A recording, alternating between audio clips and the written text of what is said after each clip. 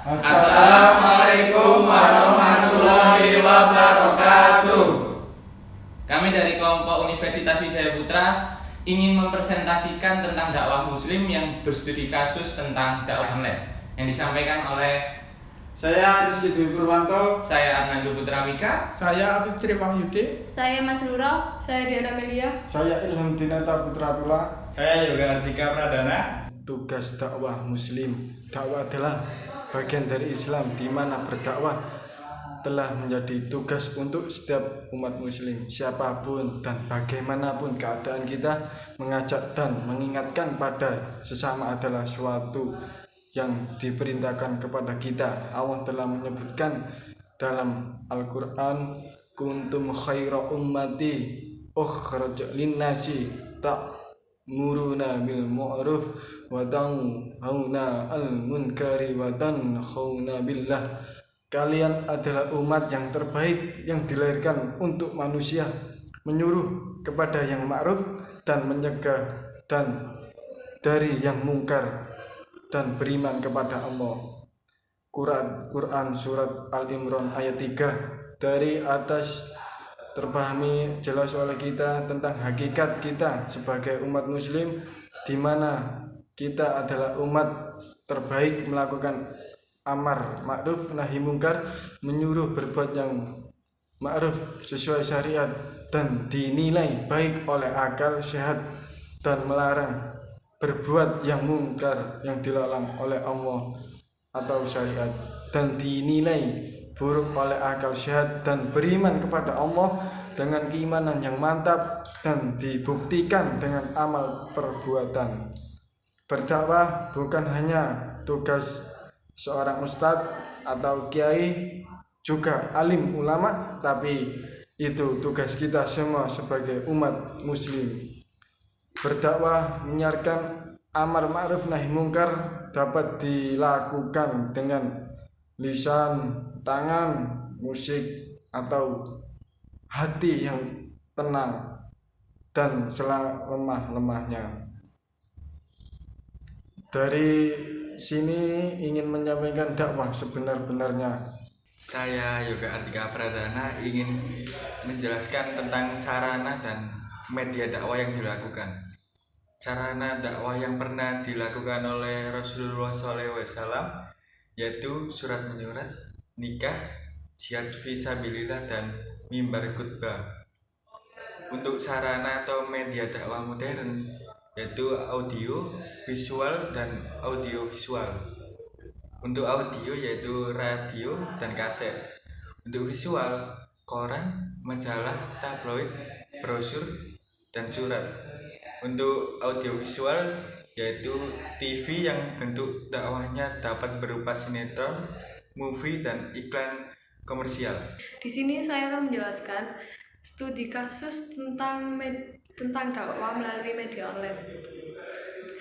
Seiring berkembangnya zaman, para remaja, dewasa, dan anak-anak sering menggunakan media sosial. Hal ini bisa dikatakan sebagai peluang untuk agama Islam agar bisa memberikan contoh yang lebih baik kepada masyarakat yang berbentuk artikel-artikel tentang agama Islam dan video-video ceramah yang bisa dilihat dan didengar kapan saja dan di mana saja. Contohnya adalah Facebook, Line, YouTube, dan masih banyak lagi. Selain sebagai media dakwah secara umum, ternyata media online dewasa ini telah banyak digunakan sebagai media jihad oleh para aktivis di seluruh dunia termasuk di Indonesia. Biasanya masyarakat muslim mengenal ini sebagai istilah intifada, yaitu perjuangan sepenuh jiwa untuk kepentingan Islam oleh para aktivis Islam di sejumlah negara Islam dari penindasan barat dan kaum penjajah. Dan juga ada istilah sebagai interfada, yaitu perjuangan yang tidak menggunakan senjata tapi menggunakan informasi dan semangat Islam di media sosial atau di media online. Hal ini tampak pada tipe konten yang muncul pada sejumlah situs-situs yang berhubungan dengan Palestina online. Beberapa kelompok tampak pula mengambil keuntungan dari situasi ini untuk mempropagandakan agenda agama dan politik mereka dengan cara yang berbeda-beda. Sejarah interfadah ini pun berkembang di Indonesia yang ditunjukkan oleh situs eramuslim.com dan Hizbut hizbustahrir.org.id. Dari wawancara yang dilakukan kepada redaksi, bahwa tingkat pengunjung mereka mulai sangat meningkat pada tahun 2000-an pada saat terjadinya konflik antara Palestina dan Israel.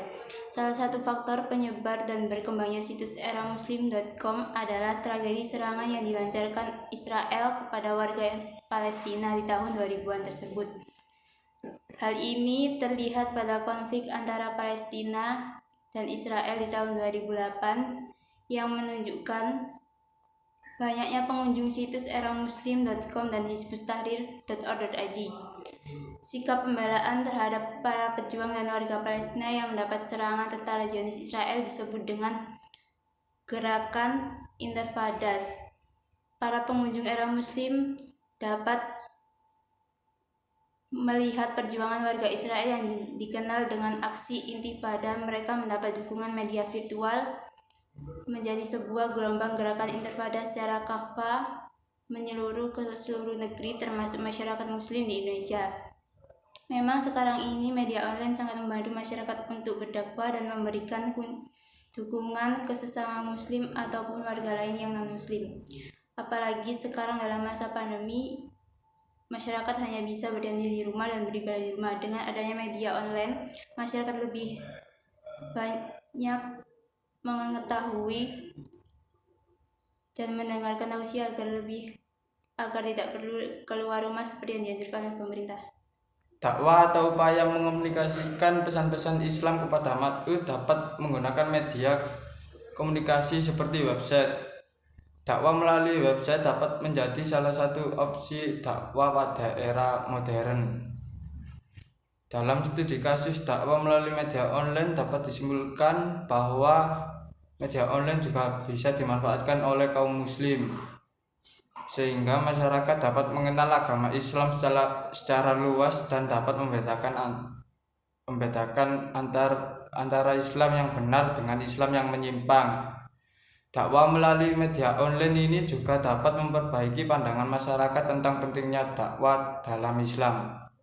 Oleh sebab itu, kita sebagai generasi penerus bangsa harus bisa memanfaatkan media untuk kebaikan.